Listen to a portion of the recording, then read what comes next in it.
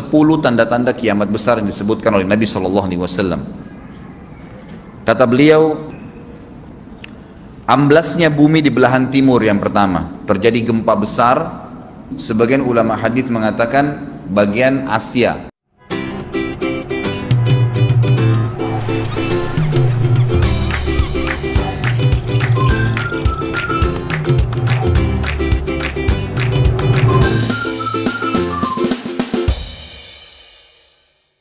Di mana Allahu alam. Tapi ini tanda-tanda kiamat besar akan terjadi nanti. Kemudian terjadi lagi longsor bumi di belahan barat. Sisi barat bumi kita tahu wilayah Afrika dan seterusnya. Kemudian amblasnya bumi di Jazirah Arab.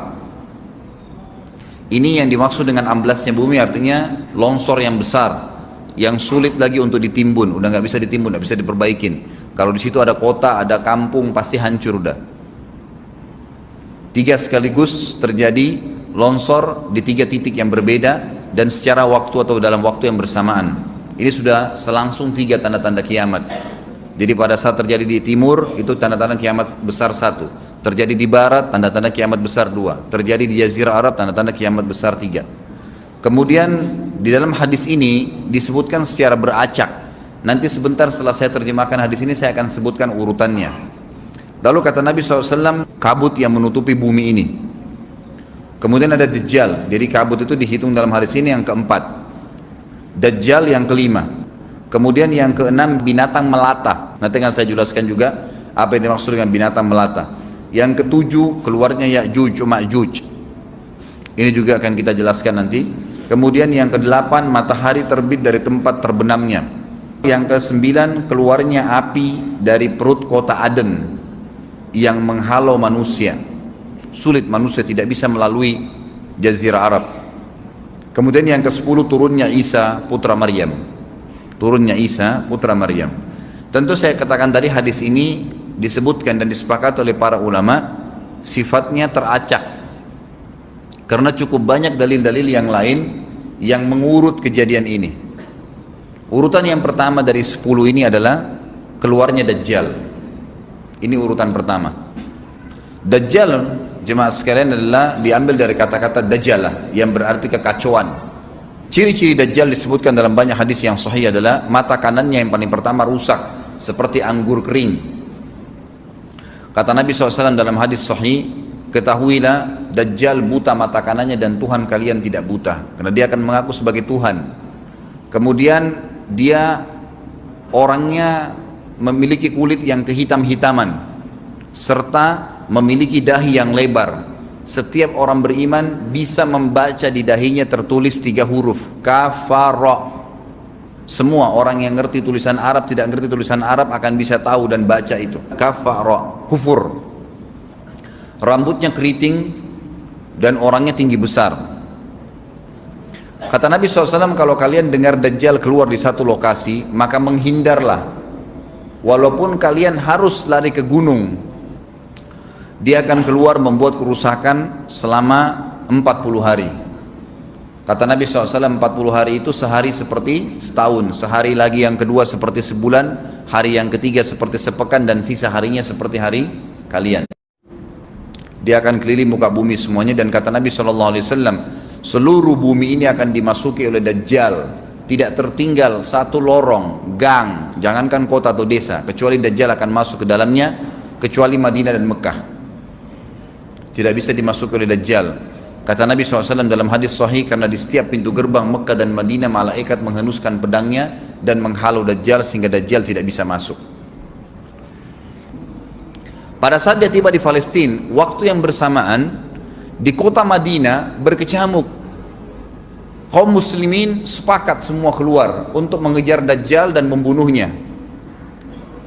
Keluar dari kota Madinah satu orang yang namanya seperti namanya Nabi Muhammad SAW, Muhammad bin Abdullah, dan dia dari turunan Nabi SAW juga. Dan orang ini punya julukan Mahdi, dikenal dengan Imam Mahdi. Inilah tanda-tanda kiamat yang kedua. Pada saat dia tiba di Mekah, dibaiatlah oleh banyak kaum muslimin, tidak disebutkan jumlah pasukannya, maka terbentuklah pasukan jihad yang mengejar Dajjal menuju ke Palestina. Lalu keluar tanda-tanda kiamat 3, langsung berentetan semua. Tanda-tanda kiamat besar yang ketiga adalah pada saat pasukan Imam Mahdi dengan pasukan jihad itu tiba di Darul Bayda namanya. Hadis menyebutkan di menara itulah, di masjid itulah Imam Mahdi mampir sholat asar bersama pasukannya. Dikatakan Isa alaihissalam akan turun sambil memegang kedua sayapnya malaikat, dan dari rambutnya yang basah meneteskan air. Maka dia pun turun, lalu kemudian dia masuk, dan orang-orang pada saat itu mengenalnya kalau dia adalah Isa, dan mereka sudah tahu ini masanya keluarnya Dajjal, ini Mahdi sudah ada, mereka tahu akan turun Isa, sudah ada informasi seperti saya sampaikan ke Bapak Ibu sekarang. Itu muslimin di zaman itu sudah tahu semua. Sholatlah mereka, kemudian mereka menuju ke Palestina. Ringkas cerita adalah Nabi Isa alaihissalam akhirnya tiba dengan pasukan mujahidin di depan pintu gerbang Babulut. Dajjal mengatakan, bukakan pintu gerbang, mereka tidak akan mampu melawan kita karena pasukannya mereka banyak memang. Maka Dajjal dengan sombongnya menunggu di depan pintu gerbang. Pada saat dibuka, Dajjal kaget melihat ada Isa alaihissalam. Dan pada saat itu kata Nabi SAW, Dajjal faham kalau sudah tiba ajalnya. Begitu melihat Isa alaihissalam, dia lari dan badannya sambil meleleh di depan para pengikutnya. Pada saat Dajjal mati, pengikutnya pada ketakutan semua. Mereka anggap Dajjal Tuhan, mereka anggap Dajjal orang yang perkasa lah, orang yang kebal lah, beragam macam kelebihan. Mereka kaget pada saat mati, maka bertebaranlah mereka dan akhirnya mereka sembunyi di bawah pohon dan di atas batu. Kemudian batu dan pohon akan memberikan penjelasan, hai muslim ini Yahudi, bunuhlah. Maka dibunuhlah pada saat itu mereka. Lalu Nabi Isa alaihissalam memimpin di muka bumi, dan kata Nabi SAW, pada saat itu Islam, agama Islam yang dibawa oleh Nabi SAW akan masuk ke semua rumah di muka bumi, gak tersisa. Satu dunia ini semuanya Islam. Hadis sahih. Maka Nabi Isa alaihissalam memimpin pada saat itu, disebutkan dalam hadis 40 tahun dengan ketenangan menerapkan hukum Islam. Semuanya beriman kepada Allah subhanahu wa ta'ala dan menjadi muslim. Setelah itu keluar tanda-tanda hari kiamat besar yang keempat, yaitu keluarnya Ya'juj dan Ma'juj. Nabi SAW sebutkan ciri-ciri mereka. Mata mereka sobekannya kecil sehingga mata mereka kelihatan seperti sipit, tapi bola matanya besar. Mereka memiliki rambut yang keriting, dan mereka memiliki poster yang umumnya seperti poster manusia. Ada hadis yang berbunyi mereka akan mendatangi sebuah sungai, kalau tidak salah namanya sungai Tibria, airnya banyak mengalir. Kata Nabi SAW, mereka semua minum air sungai itu, dan yang terakhir dari mereka datang sudah nggak dapat air. Artinya air sungainya habis diminum. Bayangin berapa banyak jumlahnya itu. Pada saat itu Nabi SAW mengatakan, Allah berfirman kepada Isa, berkata, wahai Isa, aku akan mengeluarkan hamba-hambaku yang tidak ada seorang pun dari kalian bisa mengalahkannya, termasuk Isa alaihissalam, nggak bisa mengalahkan. Maka selamatkanlah dirimu bersama dengan pengikut-pengikutmu ke Gunung Tur namanya. Jadi memang Ya'juj ini ciri khasnya, kata Nabi SAW, mereka memakan apa saja. Jadi bukan seperti manusia normalnya. Mereka membunuh semua yang bukan seperti mereka. Sampai-sampai kata Nabi SAW, tidak ada yang bisa mengalahkan mereka, dan jumlah mereka sangat banyak. Salah seorang di antara mereka tahu dia akan mati kalau sudah punya 1000 anak. Kata Nabi SAW dalam hadis Bukhari, kecelakaanlah bagi orang-orang yang ada di Jazirah Arab. Kemungkinan besar makna ini adalah tempat mereka dekat dengan Jazirah Arab. Kata Nabi SAW, kecelakaan bagi orang-orang yang Jazirah Arab karena telah terbuka dari lubangnya Ya'juj Ma'juj sebesar ini. Udah kasih isyarat dengan jari ibu jari sama jari tengahnya. Artinya mereka sudah bisa melihat keluar. Pada saat mereka keluar, maka mereka akan mulai membuat kerusakan. Kata Nabi SAW di dalam hadis sahih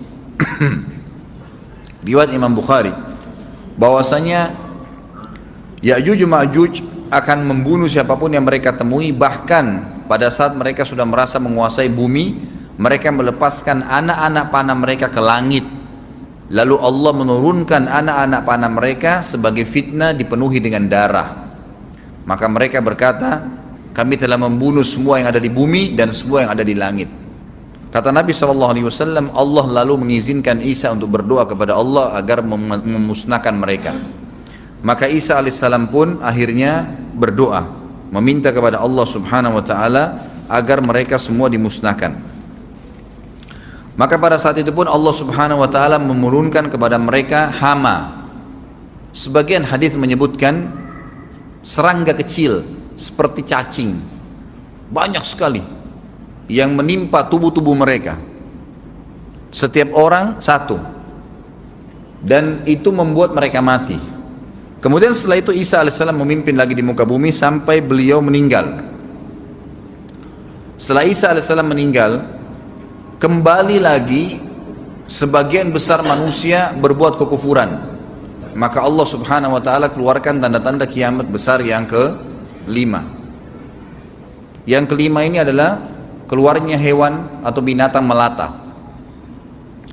Binatang melata ini disebutkan dalam hadis yang sahih riwayat Bukhari, bahwasanya Allah SWT akan keluarkan, tapi tidak disebutkan dari bumi mana dia keluar. Dia akan keluar hewan melata yang bisa berbicara seperti manusia dan badannya dipenuhi dengan bulu. Allahu a'lam bagaimana. Kemudian dia datangi orang-orang yang kufur tersebut dan menasihatin dan mengingatkan mereka. Yang tidak mau beriman, dalam hadis dikatakan dicap oleh hewan tersebut. Allahu a'lam dicap seperti apa, sehingga ketahuan mana yang kafir, mana yang beriman.